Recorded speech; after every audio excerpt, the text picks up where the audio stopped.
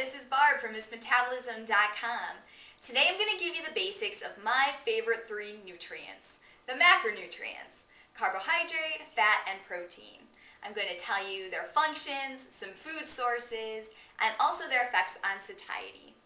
So first, let's start those functions. I'll begin with protein. Think of protein simply as a building block nutrient.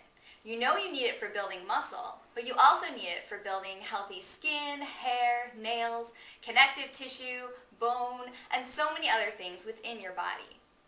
Next is carbohydrate. Think of carbohydrate as a fueling nutrient. You need it for maintaining steady blood glucose levels and just giving you that energy to carry out your daily tasks every day. The third one's fat, and just think of fat as having properties of a little bit like each of those. It's important for some of those same structure and building functions, but it also is a big energy source. As you've probably heard, we want to be burning fat, right?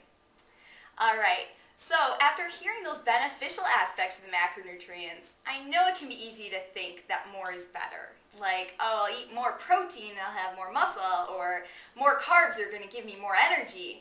But unfortunately, that's too good to be true. So we really got to get away from that thinking and instead realize that in reality, excess of any of those three will be stored as body fat. Well, next I'll show you a couple food sources from each of those three groups. Now let's quickly look at some food sources here. Protein we get from meats, fish, legumes. Also a lot from different types of dairy, especially the lower fat dairy products. Carbs we get from so many different types of foods: grains, fruits, vegetables, and of course so many different processed foods we see all over the place, like snacks and candy. For example, this candy corn is 100% carbohydrate. And fat, we also get fat from many different types of processed foods, but what I want you to focus on is getting those healthy fats from plant sources like oils, nuts, avocado. And the last topic I want to address here is satiety. Satiety is just another word to describe that feeling of fullness and being satisfied from eating your food. It's especially important for weight management. So the good thing is, we know that protein is clearly the most satiating, the most filling out of all three macronutrients. And that's why it's a good idea to include at least a little bit of protein in every meal and snack. Now, the next one I'll talk about is fat. Fat is also pretty satiating because it's slow to digest. You just have to be careful, again, not to go overboard because it's packed with more calories. And now when it comes to carb, you might be able to tell that there's a vast difference in the way that different types of carbohydrates feel in terms of their satiety effects.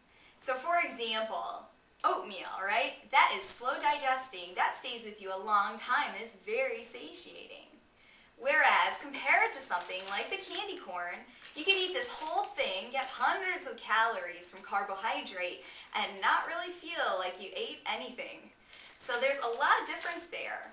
And so in general, the more satiating carbs are going to come from these whole grains, the minimally processed foods, the lower sugar foods, and the ones that have at least a little bit of fiber in them. You can stay tuned next time to hear more about glycemic index to learn even more about that. Well, today you learned a little bit about the macronutrients, but as you know, there is so much more to learn. So follow me at MissMetabolism.com, and in the meantime, keep that metabolism up.